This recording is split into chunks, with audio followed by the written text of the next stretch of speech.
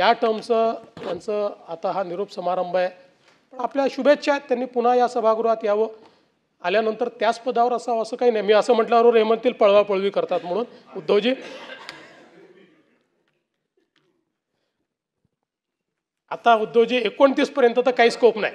पण ऐका, 29 पर्यंत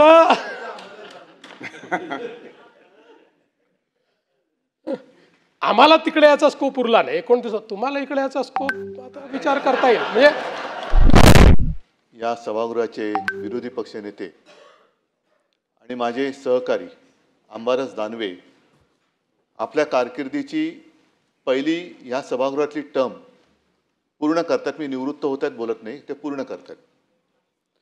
पूर्ण करताना अंबादास तुम्ही जरा जोरात मी पुन्हा येईन बोला,